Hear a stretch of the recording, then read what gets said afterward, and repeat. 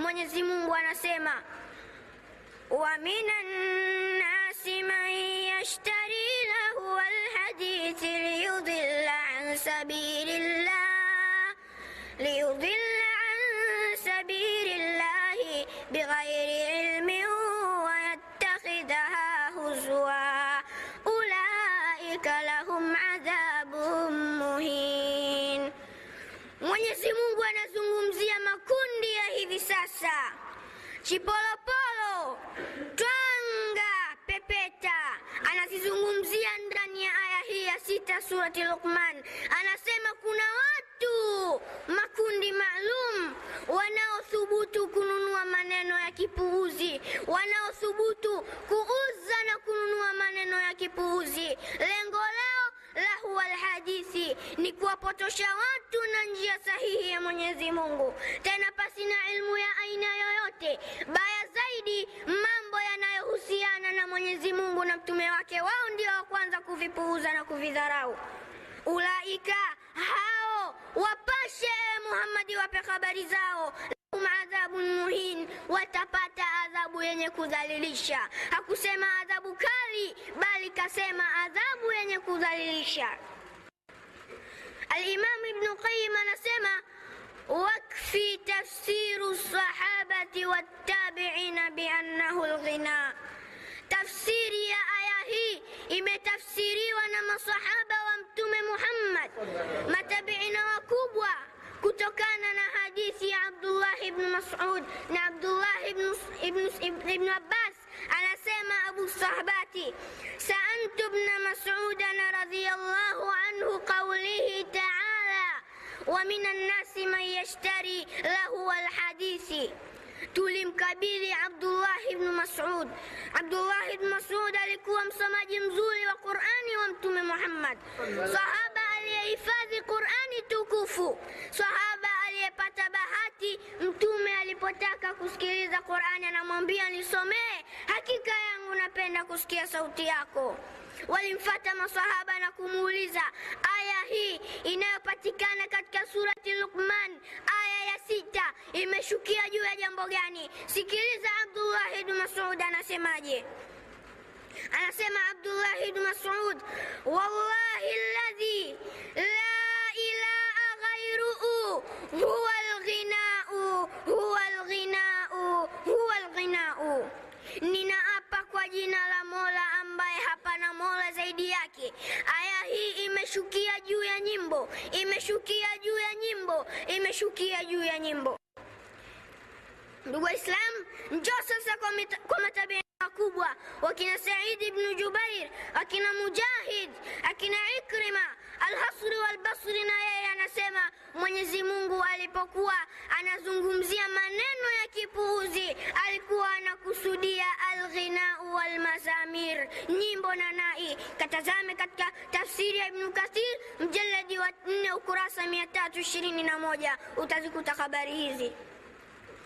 Ndugu Islam, imma aya ya pili ya nyimbo na uharamu wake, aya inayopatikana katika surati Al-Furqan ni aya ya 72. Mwenyezi Mungu anawasifu na kuwatakasa waumini wa kweli waliomkubali Mtume Muhammad kisawasawa, ambao Qur'ani imetulizana. Sikiliza Mwenyezi Mungu anavyosema, walladhina la yashhaduna az-zur wa idha marru bil-lagwi marru kirama. Moja katika sifa zao, hawako tayari kushuhudia zur. Nini maana ya zur? Innahu zuru huna al-ghina'u, zur maana yake ni nyimbo.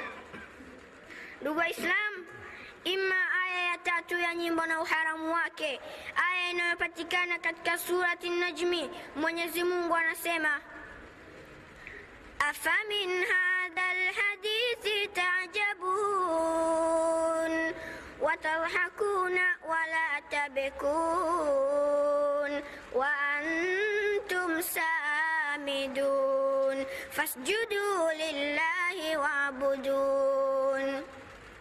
Hivi mna nini enyi watu? Hamko tayari kuzingatia Qur'ani yangu inaposomwa? Qurani yangu inaposomwa hamsisimuki. Tena cha ajabu, hamkuwahi kutoa chozi kwa sababu ya usomaji wa Qurani. Watadhakuna, tena cha ajabu, na mnacheka. Wala tabekun, na wala hamko tayari kutega masikio katika kusikiliza. Wa antum samiduna, lakini nyinyi mnapenda kuhifadhi nyimbo. Allahu akbar! Haiwezekani Muislamu kahifadhi nyimbo mbalimbali. Anajua uzinduzi mbalimbali haumpiti, anajua Mr. Nice anasemaje, anajua Dudu Zuri anasemaje, anajua Hadi Nyanyusi anasemaje. Yote hayo kayahifadhi kichwani. Almuslimuna fi asrina hadha, sikiliza Waislamu wa zama hizi, hii ndiyo hali yao.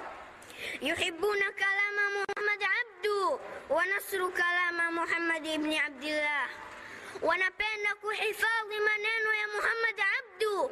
Bahati mbaya, maneno ya Muhammad ibn Abdillah wamezisahau. Waislamu wa zama hizi yuhibbuna kalama Abu Bakar Salim wa yansuna kalama Abu Bakar Siddiq, wamehifadhi na wanapenda kuimba nyimbo za Abu Bakar Salim.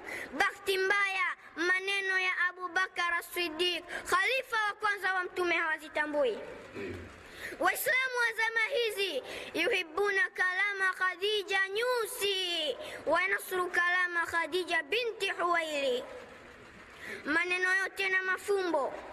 Kama unaweza mtie kamba mumeo, kila mtu ana wake. Yani ni maneno.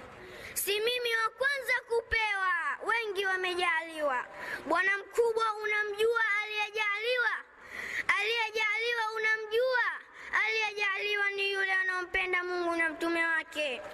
Aliyejaliwa ni yule ambaye Qur'ani imetulizana.